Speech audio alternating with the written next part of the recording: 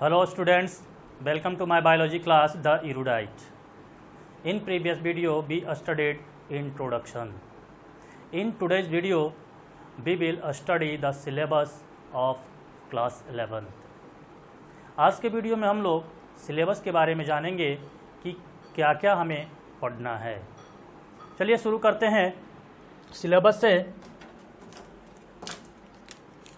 तो हमारे सिलेबस में सबसे पहला यूनिट जो है टैक्सोनॉमी का, टैक्सोनॉमी। तो ये टैक्सोनॉमी है क्या? कहा जाता है study about identification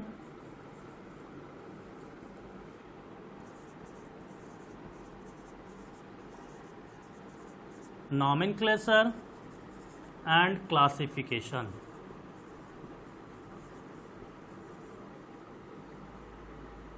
of organisms। ये टैक्सोनॉमी है क्या? तो taxonomy is a branch of biology in which we study about identification, nomenclature and classification. यहाँ पे ध्यान देंगे आइडेंटिफिकेशन। आइडेंटिफिकेशन का मतलब होता है पहचान करना, पहचानना। नॉमेनक्लेचर नामकरण, नाम देना। क्लासिफिकेशन वर्गीकृत करना, यानी कि किसी ऑर्गेनिज्म को हम आइडेंटिफाई करते हैं, पहले पहचानते हैं उसे, फिर उसका नाम देते हैं और उसके बाद उसे क्लासिफाई कर देते हैं। सबसे पहले देखते हैं कि ये 2 पैर वाला है या 4 पैर वाला, यानी कि आइडेंटिफिकेशन। फिर उसके बाद 2 पैर वाले को मानव कहते हैं और 4 पैर वालों को गाय भैंस कहते हैं, नॉमेनक्लेचर। और उसके बाद हम अलग अलग क्लासेस में क्लासिफाई कर देते हैं, वर्गीकृत कर देते हैं, और यही प्रोसेस कहलाता है टैक्सोनॉमी। तो हमारे सिलेबस में फर्स्ट यूनिट जो है वो क्या है? वो टैक्सोनॉमी है, यानी कि आइडेंटिफिकेशन, नॉमेनक्लेचर और क्लासिफिकेशन किसी भी ऑर्गेनिज्म का करेंगे इस चैप्टर में, यानी कि इस यूनिट में। इसके बाद सेकंड यूनिट जो आपका आएगा वो है मॉर्फोलॉजी। मॉर्फोलॉजी क्या है? मॉर्फोलॉजी कहता है a study about external form and a structure of an organism। यानी कि किसी ऑर्गेनिज्म के एक्सटर्नल यानी कि बाहरी बनावट के बारे में, उसके स्ट्रक्चर के बारे में, उसके रूप के बारे में अध्ययन करना कहलाता है morphology. So morphology is a branch of biology in which we study about external appearance of an organism. किसी भी ऑर्गेनिज्म के एक्सटर्नल अपीयरेंस के बारे में अध्ययन करने वाला बायोलॉजी का शाखा कहलाता है मॉर्फोलॉजी। जैसे सपोज कीजिए किसी गाय को देखते हैं तो हम लोग गाय ही कहते हैं। क्या किसी गाय को देखकर कभी हम लोग कहते हैं क्या कि ये हाथी है? जी नहीं। हाथी को देखते हैं तो हाथी कहते हैं, गाय को देखते हैं तो गाय ही कहते हैं। कैसे? इस वजह से कि गाय के एक्सटर्नल अपीयरेंस को, एक्सटर्नल फॉर्म को हम जानते हैं, एलिफेंट के एक्सटर्नल फॉर्म को जानते हैं। और वो बच्चा जो जन्म लिया है, जो थोड़ा बोलना शुरू किया है, वो कभी गाय, भैंस, हाथी नहीं देखा है, उससे पूछिए कि बाबू ये क्या है, नहीं बताएगा, क्योंकि उसे अभी नॉलेज मॉर्फोलॉजी का नहीं हुआ है। तो किसी भी ऑर्गेनिज्म के बाहरी बनावट के बारे में अध्ययन करना मॉर्फोलॉजी कहलाता है। इसके बाद नेक्स्ट यूनिट पे चलेंगे। नेक्स्ट यूनिट हम लोग का है थर्ड यूनिट, एनाटॉमी। एनाटॉमी क्या होता है? तो एनाटॉमी कहता है कि be study about internal structure of an organism. किसी ऑर्गेनिज्म के इंटरनल स्ट्रक्चर के बारे में, यानी कि बाहर से तो दिख रहा है कि मेरे पास 2 पैर, 2 आँख, 2 हाथ मौजूद है, लेकिन हमारे अंदर जो दिल है वो दिल काला है या पीला है या हरा है, ये कौन बताएगा? क्या हमें देखकर आप ये बता सकते हैं कि आपके अंदर का जो दिल है वह लाल है या काला है? तो हम जब ऐसा पूछेंगे आपसे कि मेरा दिल कैसा है, तो आप कहोगे कि सर काट करके पहले निकालना होगा, तब बताएंगे देख करके कि आपका लाल है या काला है। और इसी स्टडी को कहा जाता है एनाटॉमी, यानी कि किसी ऑर्गेनिज्म के इंटरनल स्ट्रक्चर को अध्ययन करना, स्टडी करना कहलाता है anatomy. So anatomy is branch of biology in which we study about internal structure of an organism। किसी ऑर्गेनिज्म के इंटरनल स्ट्रक्चर के बारे में अध्ययन करना। इसके बाद फोर्थ यूनिट जो आता है हमारे सामने, वो फोर्थ यूनिट है साइटोलॉजी। साइटोलॉजी साइटोलॉजी क्या है? तो सेल के बारे में अध्ययन करना कहलाता है साइटोलॉजी। जैसा कि हम लोग ऑलरेडी पहले भी पढ़े हैं, कोई भी लिविंग ऑर्गेनिज्म है वह ऑर्गेनिज्म सेल्स के बने होते हैं। वो किस चीज़ के बने हैं? सेल्स के बने हैं।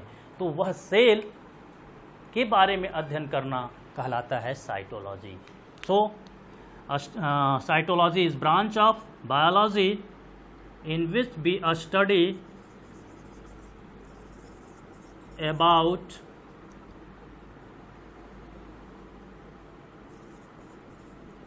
living cells। हम लोग इस साइटोलॉजी के अंदर तहत सेल के बारे में अध्ययन करते हैं। पांचवा जो हम यूनिट है वो है फिजियोलॉजी।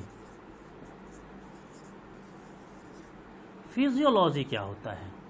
तो किसी भी ऑर्गेनिज्म के फंक्शन और उसके अंदर होने वाले प्रोसेसेस के बारे में अध्ययन करना कहलाता है फिजियोलॉजी। फिर से उसी तरह से डिफाइन कर सकते हैं इसे हम। Physiology is a branch of biology in which we study about function and its process of an organism. तो study about function and processes of the organism। Organism के अंदर होने वाले फंक्शन और उसके प्रोसेसेस के बारे में स्टडी करना कहलाता है फिजियोलॉजी।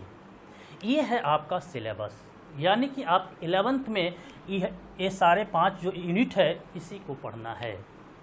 हम लोग एक एक करके सारे यूनिट को पढ़ेंगे। तत्काल जो हम लोग चैप्टर शुरू करेंगे वो चैप्टर साइटोलॉजी का होगा, यानी कि सेल के बारे में।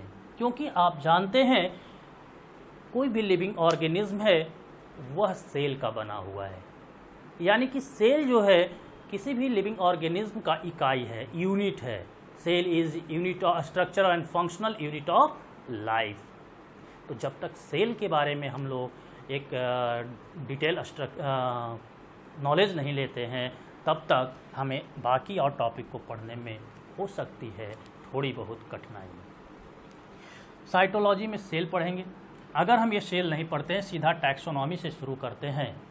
टैक्सोनॉमी में कहता है कि आइडेंटिफिकेशन, नॉमेनक्लेचर, क्लासिफिकेशन, यानी कि ऑर्गेनिज्म को क्लासिफाई करेंगे।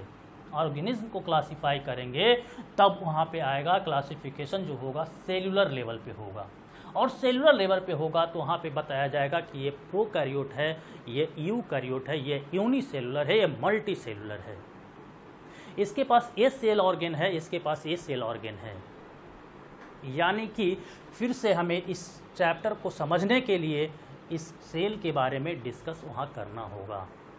इस वजह से हम साइटोलॉजी यानी कि सेल के बारे में सबसे पहले पढ़ेंगे और उसके बाद टैक्सोनॉमी पे आ जाएंगे।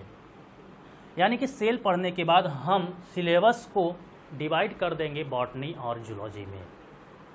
बॉटनी का अलग क्लास होता रहेगा और जूलॉजी का पोर्शन अलग क्लास चलता रहेगा। और इस प्रकार पूरा सिलेबस हम लोग पढ़ेंगे।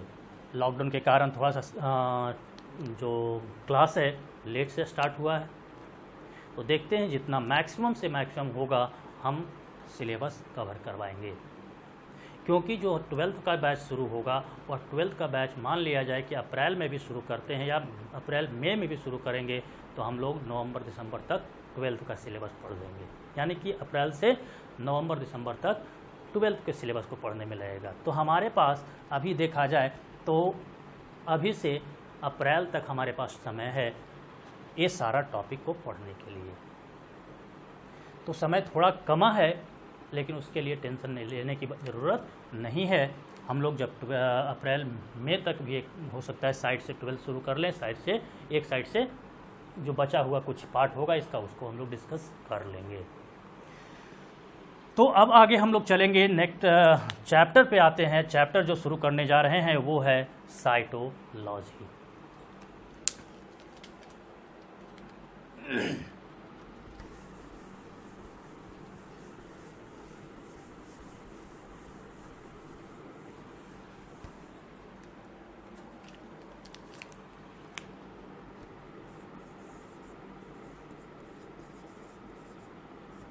साइटोलॉजी क्या है? ये साइटोलॉजी दो टर्म से बना है, काइटोन और लॉगस। लॉगस के बारे में हमने आपको पहले ही क्लास में बताया था कि लॉगस मतलब होता है टू स्टडी, और काइटोन का मतलब होता है सेल, यानी कि स्टडी अबाउट सेल को हम लोग कहेंगे cytology.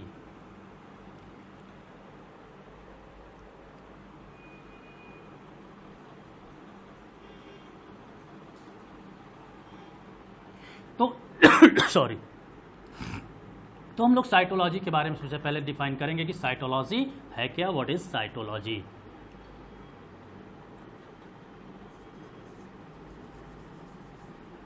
The study about form and structure of cell including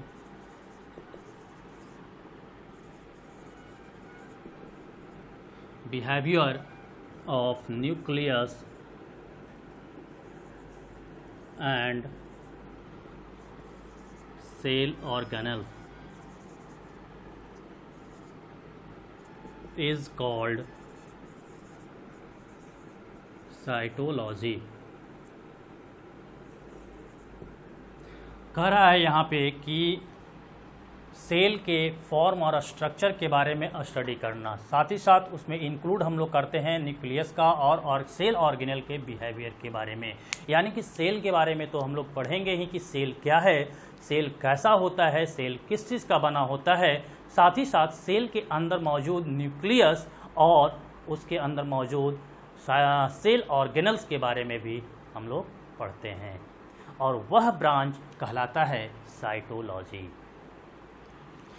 तो यहाँ पे बात आती है सेल की, किसकी? सेल की। तो सबसे पहले चलते हैं सेल क्या होता है।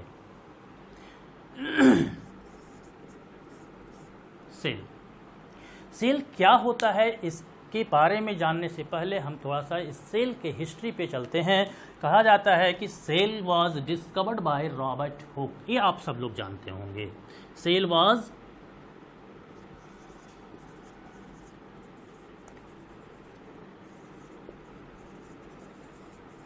discovered by Robert Hooke in 1665। Cell को खोज किया गया था रॉबर्ट हुक के द्वारा 1665 ईस्वी में।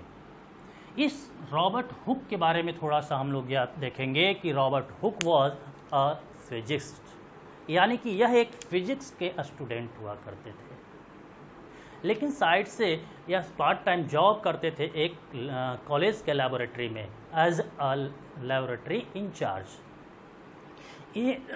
एक दिन लैब में एक कॉर्क प्लांट के टुकड़ा गिरा हुआ था। उस टुकड़े को उन्होंने उठाया और अपने माइक्रोस्कोप से देखा यानी कि ये जो है, सपोज कीजिए कि ये टुकड़ा है लकड़ी का, वह लकड़ी का टुकड़ा किस चीज़ का था, किस प्लांट का था, तो कॉर्क प्लांट का था। और वह कॉर्क प्लांट के टुकड़े को जब उन्होंने इसके क्रॉस सेक्शन एरिया को देखा, कहाँ देखा, किसके माध्यम से देखा, तो माइक्रोस्कोप के माध्यम से देखा। और माइक्रोस्कोप के माध्यम के से देखने के बाद इस टुकड़े के क्रॉस सेक्शनल एरिया में कुछ कंपार्टमेंट नज़र आया। जैसे कि जब इन्होंने माइक्रोस्कोप से देखा उस टुकड़े को, तो उस टुकड़े के अंदर इस तरह का हनीकॉम्ब के जैसा कंपार्टमेंट दिखा। और इसी कंपार्टमेंट को उन्होंने कहा कि ये कंपार्टमेंट जो है सेल है। अब बात आती है, क्वेश्चन पूछा जाता है कि रॉबर्ट हुक ने जो सेल खोज किया वह सेल लिविंग था या non living. So Robert Hooke discovered non living cell. Simple सी बात है, आपके घर में टेबल, कुर्सी, दरवाज़ा, खिड़की जो है लकड़ी का बना हुआ है, वो लकड़ी लिविंग है या नॉन लिविंग। सिंपल सी बात है, वह नॉन लिविंग होता है। यानी कि जो लकड़ी का टुकड़ा लेबोरेटरी में गिरा हुआ था, वह लकड़ी का टुकड़ा कैसा था, नॉन लिविंग था। और उस लकड़ी के टुकड़े में उन्होंने सेल देखा। इसका मतलब कि जो रॉबर्ट हुक ने सेल देखा था वह नॉन लिविंग सेल था। और वह नॉन लिविंग सेल किसका था, कॉर्क प्लांट का था। तो हम यहाँ पे लिखेंगे, he discovered non living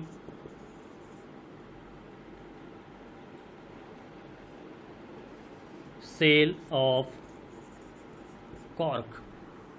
cork के नॉन लिविंग सेल को उन्होंने देखा था।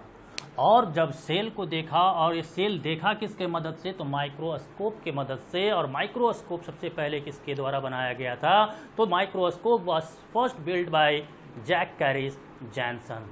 जैक कैरिस जैनसन नामक एक साइंटिस्ट ने सबसे पहले माइक्रोस्कोप बनाया था। लेकिन यह रॉबर्ट हुक भी एक फिजिक्स के स्टूडेंट थे, ये भी माइक्रोस्कोप पे काम कर रहे थे। और अपने ड्यूटी आवर में, यानी कि जब लैब इंचार्ज का ड्यूटी कर रहे थे, उस दौरान में टाइम पास के लिए उन्होंने एक लकड़ी के टुकड़े को उठाकर देख लिया था। और देखा तो उसके उन्हें नज़र आया क्या, उसमें छोटा छोटा हनीकॉम्ब के जैसा कंपार्टमेंट। और उस कंपार्टमेंट के बारे में उन्होंने एक्सप्लेन किया अपने लिखे गए बुक माइक्रोग्राफिया में। और उसी माइक्रोग्राफिया में उस सेल के कंपार्टमेंट को, इस कंपार्टमेंट को कहा सेल। यानी कि हम नेक्स्ट पॉइंट में लिख सकते हैं, the term cell was also given by Robert Hooke in its book Micrographia. आपसे क्वेश्चन किया जाता है, the book Micrographia was written by. ये जो बुक है माइक्रोग्राफिया, ये किसके द्वारा लिखा गया था, तो Micrographia was written by Robert Hooke, in which he explained about cell, about these compartments, and these compartments are termed as cell by Robert Hooke। और इस कंपार्टमेंट को नाम दिया गया रॉबर्ट हुक के द्वारा सेल। तो ये बात आ गई नॉन लिविंग सेल का। रॉबर्ट हुक ने जो सेल खोज किया नॉन लिविंग था। रॉबर्ट हुक ने जो सेल खोज किया वह सेल किसका था, कॉर्क प्लांट का था। रॉबर्ट हुक ने जो सेल खोजा उसके बारे में एक्सप्लेनेशन जो उन्होंने किया वह किस बुक में दिया, तो वह बुक का नाम है माइक्रोग्राफिया। तो ये क्वेश्चन कई बार पूछे हुए हैं। The term Micrographia was given by, sorry, the book Micrographia was written bye.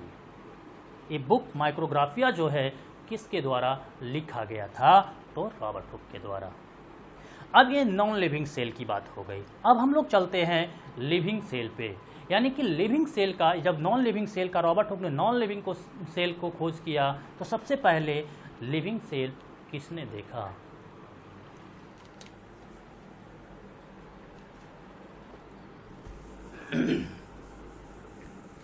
Living cell was first reported by Leeuwenhoek. Non-living cell Robert Hooke, living cell Leeuwenhoek. Leeuwenhoek भी एक लेंस मेकर थे, यानी कि वो भी एक फिजिक्स के ही student रहे होंगे और वह लेंस बनाया करते थे.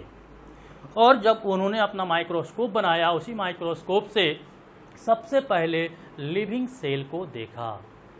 स्पर्म का खोज सबसे पहले जो देखा था स्पर्म, वह लीवेनहुक ही थे.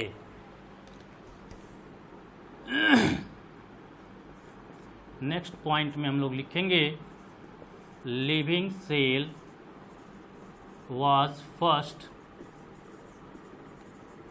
Reported by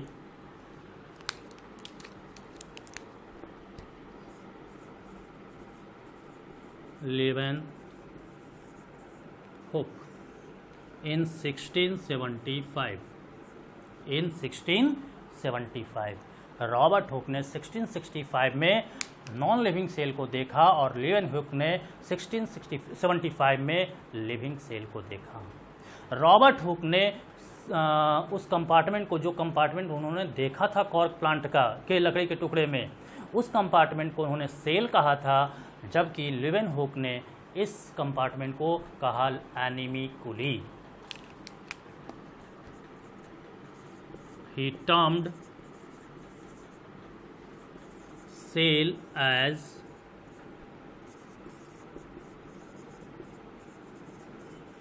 animalculae. ये भी ऑब्जेक्टिव क्वेश्चन पूछा हुआ है. The term animalculae was given bye. ये animalculae किसके द्वारा दिया गया था? तो टर्म animalculae लीवेनहुक के द्वारा दिया गया था. और ये एनिमीकुली टर्म जो है किसके लिए दिया गया था लीवेनहुक के द्वारा? तो सेल के लिए दिया गया था. लेकिन इस सेल को इस टर्म को यानी कि एनिमीकुली को लोगों ने एक्सेप्ट नहीं किया. इस टर्म से आपको लग रहा होगा एनिमीकुली से कि यह सिर्फ एनिमल की बात कर रहा है, लेकिन जो सेल है वो एनिमल हो या प्लांट हो या माइक्रो ऑर्गेनिज्म हो, हर जगह पे सेल मौजूद होता है. यानी कि कोई भी लिविंग ऑर्गेनिज्म होगा वहाँ पे सेल मौजूद होगा. लेकिन इस टर्म से लगता है कि बस एनिमल में ही सेल है. इस वजह से लोगों ने इसे एक्सेप्ट नहीं किया. और एक्सेप्ट किया वो क्या किया? सेल. सेल का मतलब ही होता है कंपार्टमेंट, और सेल जो होता है कंपार्टमेंट के जैसा ही होता है.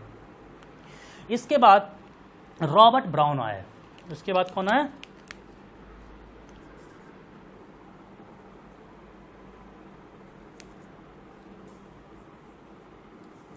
इसके बाद रॉबर्ट ब्राउन. रॉबर्ट ब्राउन आए 1831 में.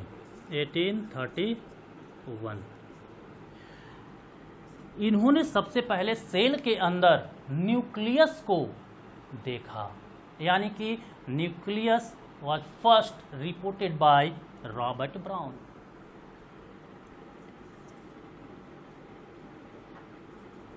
First reported the nucleus in cell. Nucleus के बारे में 1831 में रॉबर्ट ब्राउन सबसे पहले बताया कि सेल के अंदर एक न्यूक्लियस भी होता है. ये न्यूक्लियस क्या होता है, ये सारा कुछ हम लोग डिटेल में पढ़ेंगे जब इसका स्ट्रक्चर देखेंगे. अभी हम लोग इसके बारे में जान रहे हैं, सेल का हिस्ट्री देख रहे थे. अब इसके बाद हम लोग आते हैं कि सेल है क्या. सेल है क्या और सेल क्या है, इसे हम लोग एक सब हेडिंग में देखेंगे सेल थ्योरी के रूप में. तो नेक्स्ट हम लोग का सब हेडिंग होगा cell theory.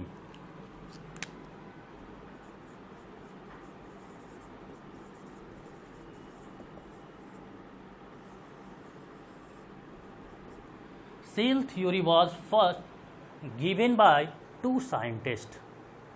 First was Euclidean and second was Schwann. यानी कि सेल थ्योरी दो साइंटिस्ट के द्वारा मिलकर दिया गया था, जिसमें से एक का नाम था स्क्लिडेन और दूसरे का नाम था श्वान. cell theories was given by two scientists. First, Euclidean, and second, स्वान।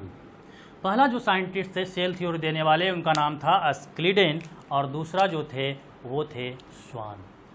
अस्क्लिडेन इन 1838, यानी कि 1838 में अस्क्लिडेन ने सेल थ्योरी दिया था। स्वान 1839 में सेल थ्योरी दिया। अब यहाँ पे आगे हम लोग देखेंगे कि अस्क्लिडेन ने सेल थ्योरी के बारे में क्या कहा और स्वान ने क्या कहा। तो सबसे पहले जानेंगे कि अस्क्लिडेन थे कौन। तो Schleiden was a botanist. Schleiden was a botanist. हमने पिछले क्लास में आपको बताया था कि बायोलॉजी के 3 ब्रांच हैं, botany, zoology and microbiology. Botany के में हम लोग देखे थे कि बॉटनी में प्लांट्स के बारे में अध्ययन करते हैं, जूलॉजी में एनिमल्स के बारे में अध्ययन करते हैं, माइक्रोबायोलॉजी में माइक्रो ऑर्गेनिज्म के बारे में अध्ययन करते हैं।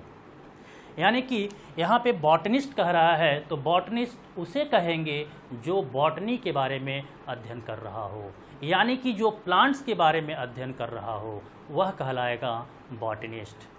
और यह बॉटनिस्ट किस चीज़ के अध्ययन करेंगे? प्लांट्स के बारे में। प्लांट्स के बारे में जब अध्ययन करेंगे तो अस्क्लिडेन एक बॉटनिस्ट थे। इसका मतलब कि अस्क्लिडेन प्लांट के बारे में अध्ययन कर रहे थे और वो प्लांट के बारे में ही कुछ बोले होंगे सेल के रिस्पेक्ट में। तो इन्होंने कहा all plant cells are composed of all plants are composed of cell. सभी प्लांट्स बने होते हैं सेल के। ये अस्क्लिडेन साहब जो अपना स्टडी किए प्लांट्स पे, उस स्टडी के अनुसार उन्होंने कहा कि सभी प्लांट्स सेल के बने होते हैं। जैसे कि हम कहते हैं कि मेरा दीवार ईंट का बना हुआ है, आप कह रहे हैं कि मेरा दीवार मिट्टी का बना हुआ है। उसी तरह से अस्क्लिडेन साहब ने कहा कि सभी प्लांट सेल के बने होते हैं। दूसरे साइंटिस्ट के पास चलते हैं। दूसरे साइंटिस्ट ने कहा इन 1839 में, तो ये स्वान जो थे, Schwann was a zoologist. Schwann was a zoologist. Zoologist किसे कहेंगे? तो जूलॉजी का अध्ययन करने वाला। जूलॉजी में क्या अध्ययन करते हैं? एनिमल्स के बारे में। यानी कि स्वान साहब एनिमल्स के बारे में स्टडी कर रहे थे, और जब एनिमल के बारे में स्टडी कर रहे थे तो जो भी थ्योरी दिया होगा तो वह एनिमल से संबंधित होगा। तो इन्होंने कहा all animals are composed of cell. सभी एनिमल बने होते हैं सेल के। इन्होंने मेहनत किया बॉटनी के क्षेत्र में, यानी कि प्लांट के स्टडी के क्षेत्र में। इन्होंने मेहनत किया, स्वान मेहनत किए एनिमल के स्टडी के फील्ड में।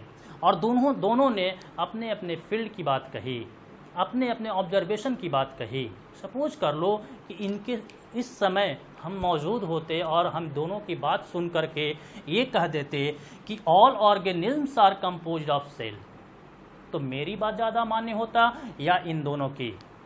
सिंपल सी बात है, जब हम कहते कि सभी ऑर्गेनिज्म सेल के बने होते हैं तो मेरा बात ज़्यादा मान्य होता, इन दोनों को लोग भूल जाते। जबकि हमने कोई मेहनत नहीं किया, बस इन दोनों की बात को सुना और सुनकर एक थ्योरी दे दिया।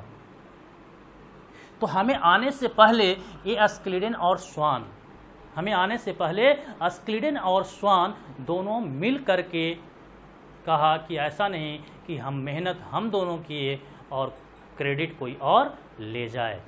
इस वजह से ये दोनों मिल करके सेल थ्योरी दिया। ये दोनों आपस में मिल गए, गठबंधन किए, और गठबंधन करने के बाद ये सेल थ्योरी दिए। यानी कि they jointly put forwarded the cell theory. आपसे आपके एग्जामिनेशन में क्वेश्चन पूछा जाएगा या पूछा गया भी है, कई बार पूछा गया है, cell theory was given by. So हम answer will be the cell theory was given by Schleiden and Schwann. Cell theory किसके द्वारा दिया गया? तो अस्क्लिडेन और स्वान के द्वारा दिया गया। और इस सेल थ्योरी में दोनों के द्वारा जो सेल थ्योरी दिया गया, उस सेल थ्योरी में कहा क्या गया? तो हम इसे इरेज करते हैं और इरेज करके जब दोनों मिल करके जो सेल का थ्योरी दिया उसे हम एक्सप्लेन करेंगे।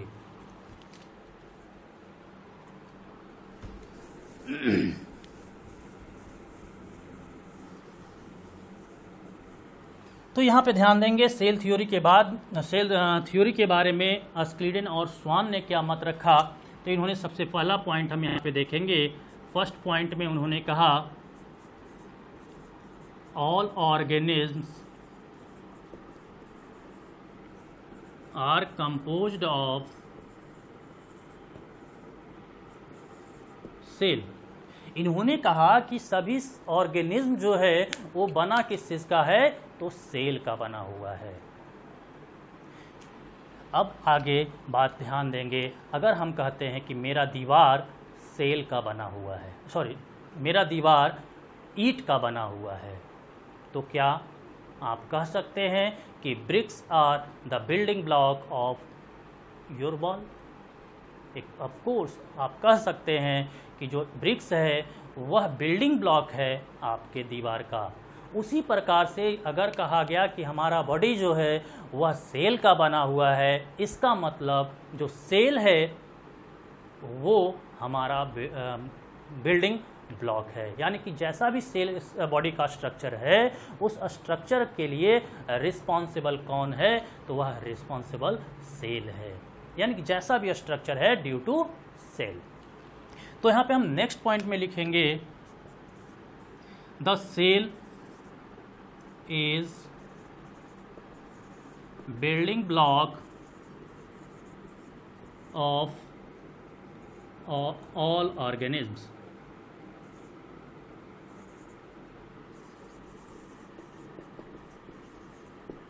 सभी ऑर्गेनिज्म का यह सेल बिल्डिंग ब्लॉक है। इसका मतलब कि जो दीवार बना था वो ईंट का, और ईंट जो था उस दीवार का बिल्डिंग ब्लॉक है। इसका मतलब कि वो जो दीवार है, जैसा भी उसका स्ट्रक्चर है, किसके वजह से है? वो ईंट के वजह से है। दीवार हम लोग क्यों यूज करते हैं? दीवार क्यों खड़ा करते हैं? तो दीवार हम लोग अपने आप को प्रोटेक्ट करने के लिए खड़ा करते हैं। यानी कि दीवार का एक फंक्शन भी है।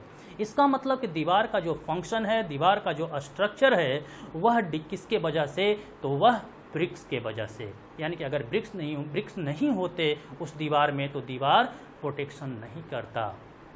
अगर ब्रिक्स नहीं होते तो दीवार का कोई स्पेसिफिक स्ट्रक्चर भी नहीं होता।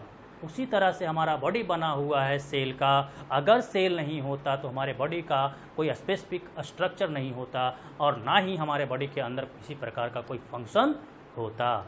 इस वजह से हम कह सकते हैं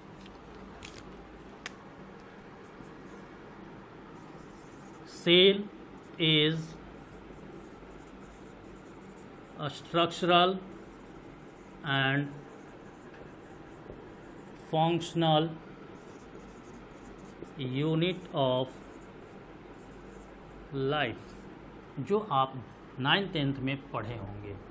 सेल का डिफिनीशन आप पढ़े होंगे कि cell is a structural and functional unit of life. Structural and functional unit of life कैसे आया, कहाँ से आया? तो ये सारे पॉइंट्स को ध्यान में रखेंगे। एक एक पॉइंट को हमने बस मॉडिफाई करता चला गया और ये फाइनल डिफिनीशन तक पहुंच गया। अब इसके बाद नेक्स्ट पॉइंट आती है। अगर हमने कहा कि मेरा दीवार ब्रिक्स का बना हुआ है, तो आपका क्वेश्चन होगा सर आपका जो दीवार ईंट से बना है वह ईंट आया कहाँ से? ईंट कहाँ से आया? तो हम कहेंगे कि ईंट को हम चिमनी भट्ठे से लेकर आए थे, परचेज किए थे। उसी प्रकार से जब अस्क्लिडेन और स्वान ने कहा कि all organisms are composed of cell, या फिर cell is a structural and functional unit of life, तब इसके बाद क्वेश्चन रेज किया गया कि आखिर ये सेल का बना हुआ है सभी ऑर्गेनिज्म, तो सेल आया कहाँ से। इसके बाद अस्क्लिडेन और स्वान थोड़ा सा झिझक गए कि ये तो बात हमने स्टडी किया ही नहीं। तब इस क्वेश्चन को सॉल्व करने के लिए एक और साइंटिस्ट आ गए, लेटर बाद में,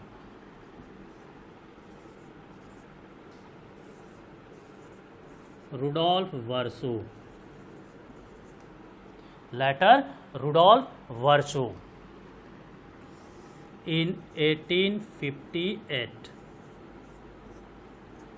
1858 ईस्वी में, यानी कि 1858 में रुडोल्फ वर्चू आए। लेटर मतलब बाद में रुडोल्फ वर्चू सेड कहा, all new cell arise from pre-existing cell. ध्यान देंगे यहाँ पे रुडोल्फ वर्चू आए कब, 1858 में। कुछ प्रॉब्लम रह गया था सेल थ्योरी में, उस सेल थ्योरी के प्रॉब्लम को दूर करने उन्होंने कहा कि ऑल न्यू सेल, सभी नए सेल्स एराइज आते हैं from pre existing cell. Pre existing का मतलब पहले से मौजूद, वैसा सेल जो पहले से मौजूद है उसी सेल से नए सेल का फॉर्मेशन या उत्पत्ति होती है। इसका मतलब कि रुडोल्फ वर्चू ने सबसे पहले सेलुलर रिप्रोडक्शन की बात कहा। 10th क्लास में पढ़े होंगे रिप्रोडक्शन में आपको बताया गया होगा, रिप्रोडक्शन को डिफाइन किया गया होगा, the process of formation of new individual from pre existing organism, यानी कि पहले से मौजूद ऑर्गेनिज्म जो पहले से और मौजूद हैं वो पेरेंट्स। यहाँ पे ध्यान देंगे, ये पेरेंटल सेल, इसे हम लोग ओल्ड सेल कह सकते हैं या हम लोग पेरेंट सेल भी कह सकते हैं। अब ये पूरा पहले से मौजूद, ओल्ड मतलब पहले से जो मौजूद है, इस ओल्ड सेल से नए सेल का फॉर्मेशन किया जाएगा। यानी कि यहाँ पे ध्यान देंगे, यह सेल डिवाइड करेगा, डिवाइड करके नया सेल का फॉर्मेशन, यहाँ पे नया सेल का फॉर्मेशन हुआ या नहीं, जो नया सेल बना वह ऑफ स्प्रिंग कहलाएगा। ऑफ स्प्रिंग्स कहलाएगा। यानी कि इस पेरेंट ने, यानी कि पेरेंटल सेल जो था वह सेल डिवाइड किया और डिवाइड करने के बाद नया ऑफ स्प्रिंग का फॉर्मेशन किया, नया सेल का फॉर्मेशन किया। तो ये नए सेल की उत्पत्ति कहाँ से हुई, तो पुराने सेल से, यानी कि प्री एग्जिस्टिंग सेल से। और ये बात किसने कहा, तो रुडोल्फ वर्चू ने कहा। और यह प्रोसेस क्या कहलाएगा, तो यह प्रोसेस कहलाएगा सेल डिवीजन या सेलुलर रिप्रोडक्शन।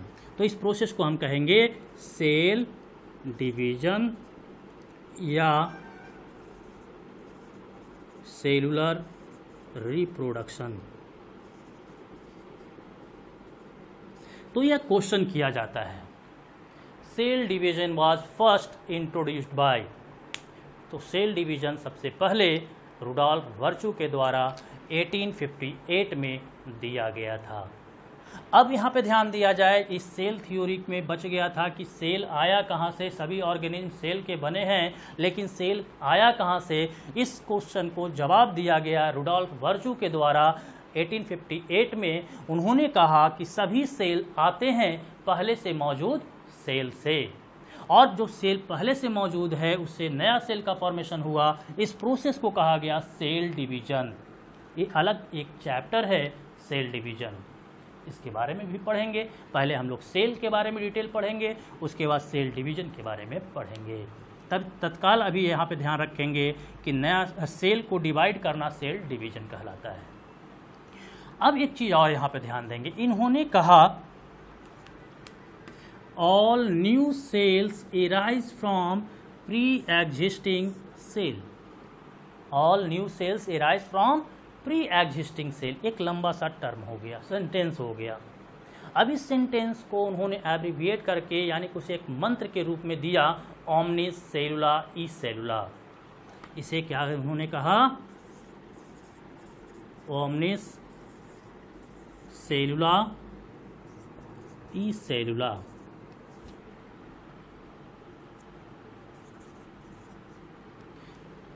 ये आपके एग्जामिनेशन में या फिर नीट के भी एग्जामिनेशन में, पीएमटी के एग्जामिनेशन में भी कई बार पूछ चुका है कि ओमनिस सेलुला ई सेलुला क्या है।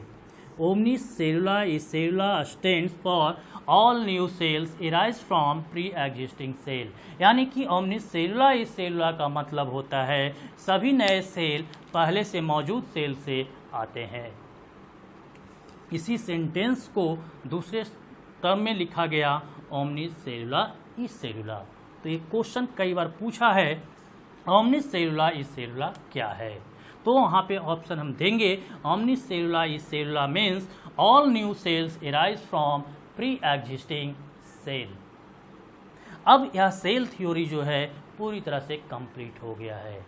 ये सेल थ्योरी आपके एग्जामिनेशन में पूछा करता है शॉर्ट नोट्स में 2 नंबर 3 नंबर के क्वेश्चन में। क्वेश्चन किया जाता है एक्सप्लेन या write down the principle of cell theory.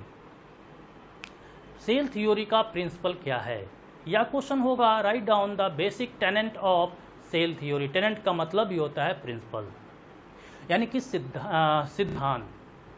सिद्धांत क्या है सेल थ्योरी का, तो पहला हम लोग पॉइंट सबसे शुरू करेंगे, वहाँ पे लिखेंगे कि cell theory was given by Schleiden and Schwann. पहला पॉइंट लिखेंगे अगर ऐसा क्वेश्चन पूछा गया तो। उसके बाद लिखेंगे according to them all organisms are composed of cell. Next point पे इसे हम लोग टर्म को थोड़ा सा मरोड़ कर बोलेंगे cell is building block of all organisms. उसके बाद फाइनली लिखेंगे कि cell is a structural and functional unit of life. अब उसके बाद लिखेंगे later Rudolf Virchow in 1858 said all new cells arise from pre-existing cell। और लास्ट में इसके बारे में ब्रैकेट में आप डाल देंगे ओमनिस सेलुला ई सेलुला। अब इसमें से क्वेश्चन किया जाएगा omnis cellula e cellula was given by, objective question में रहेगा omnis cellula e cellula was given by तो Rudolf Virchow. Omnis cellula e cellula means all new cells arise from pre existing cell. एक और question objective में पूछा जाएगा, एक तो पूछा जाएगा कि सेल थ्योरी किसने दिया, दूसरा क्वेश्चन किया जाएगा कि मॉडर्न सेल थ्योरी किसके द्वारा दिया गया था। Modern cell theory was given by Rudolf Virchow. तो संभवतः आपको ये सारा कुछ क्लियर हो गया होगा। ये था सेल थ्योरी। अब हम लोग चलेंगे आगे, सेल के बारे में देखेंगे कि सेल किस चीज़ का बना होता है, सेल का स्ट्रक्चर क्या होता है, सेल का साइज क्या होता है। तो अब हम लोग देखते हैं next topic chemical composition of cell. यानी कि सेल जो है एक किस केमिकल मॉलिक्यूल से बना होता है। Cell is mainly composed of oxygen, carbon, hydrogen and minerals. Next sub topic होगा केमिकल कंपोजिशन ऑफ सेल। एक इस यहाँ से भी क्वेश्चन आपके एग्जामिनेशन में मिलेगा।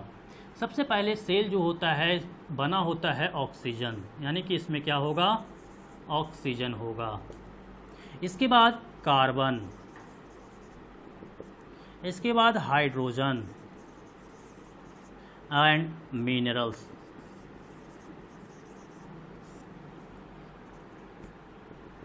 अब ये ऑक्सीजन कितना होगा, तो हम एक लगभग परसेंटेज के रूप में हम दिखलाते हैं। अगर सेल का 100% जो केमिकल कंपोजिशन है उसमें से ऑक्सीजन का कितना कंट्रीब्यूशन होता है, तो ऑक्सीजन लगभग 66.6% मौजूद होता है किसी भी सेल में।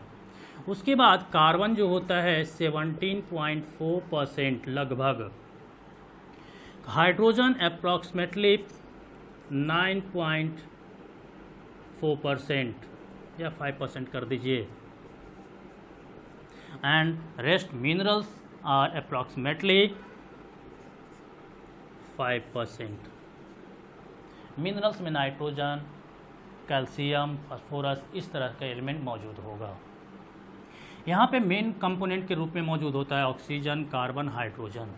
और ऑक्सीजन, कार्बन, हाइड्रोजन के अलावा एक और एलिमेंट होता है, एक जो कि मिनरल्स में यहाँ पे इंक्लूडेड है। इस मिनरल से हम निकाल करके यहाँ पे रखेंगे, वह एलिमेंट का नाम है नाइट्रोजन।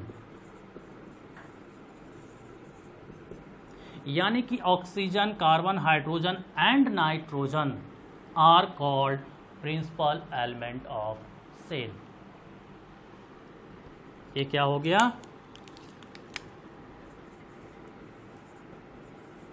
प्रिंसिपल एलिमेंट ऑफ, ये ऑब्जेक्टिव क्वेश्चन है।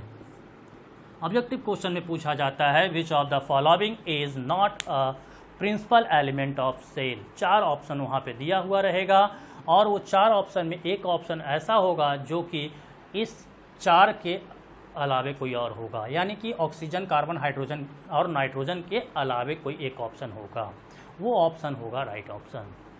या इससे क्वेश्चन किया जा सकता है कि which of the following is principal element of cell. निम्नलिखित में से, निम्नलिखित 4 में से कौन सा एलिमेंट जो है वह प्रिंसिपल एलिमेंट है सेल का। तो ढूंढेंगे कि नाइट्रोजन, हाइड्रोजन, कार्बन और ऑक्सीजन में से कोई एक है या नहीं है। तो इस तरह से यहाँ से क्वेश्चन किया जाएगा। अब यहाँ पे ध्यान देंगे, जो प्रिंसिपल एलिमेंट होगा सेल का वह कितना परसेंट होगा, तो वह लगभग 95%। यानी कि principal element of cell is oxygen, carbon, hydrogen and nitrogen, and this principal element constitute about 95% of total chemical composition। यानी कि सेल के टोटल केमिकल कंपोजिशन का 95% जो एलिमेंट होता है वह प्रिंसिपल एलिमेंट कहलाता है। और इस प्रिंसिपल एलिमेंट में oxygen, carbon, hydrogen and nitrogen मौजूद होता है। तो ये था केमिकल कंपोजिशन। अब केमिकल कंपोजिशन के बाद हम लोग देखेंगे सेल के साइज के बारे में, यानी कि सेल का साइज क्या होता है।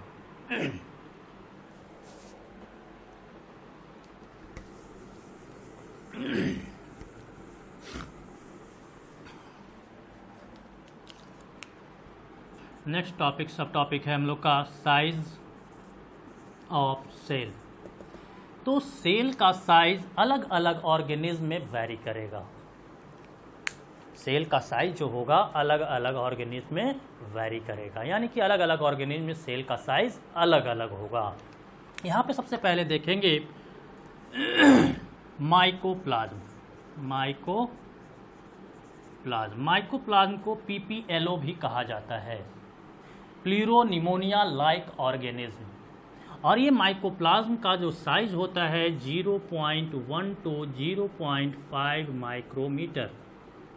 और इस माइकोप्लाज्म को कहा जाता है द स्मॉलेस्ट सेल, यानी कि माइकोप्लाज्म या PPLO जो होता है वो द स्मॉलेस्ट सेल होगा। आपके ऑब्जेक्टिव क्वेश्चन में पूछा जाएगा which of the following is the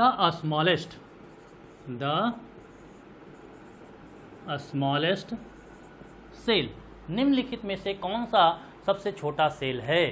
तो यहाँ वहाँ पे ऑप्शन होगा या तो माइकोप्लाज्म या तो PPLO। तो दोनों में से कोई भी होगा, आंसर करेंगे। अगर इन केस माइकोप्लाज्म और PPLO दोनों ऑप्शन में रहा और ऐसा कोई ऑप्शन नहीं रहा कि बोथ माइकोप्लाज्म और PPLO, तब उस केस में आप कौन सा आंसर लगाएंगे।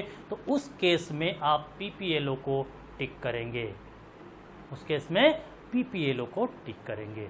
तो सबसे छोटा सेल माइकोप्लाज्म या PPLO। उसके बाद बैक्टीरियल सेल।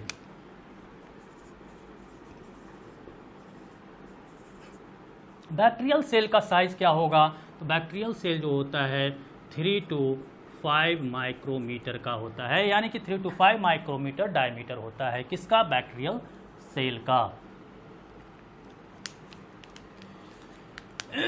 इसके बाद आते हैं ऑस्ट्रिच एग।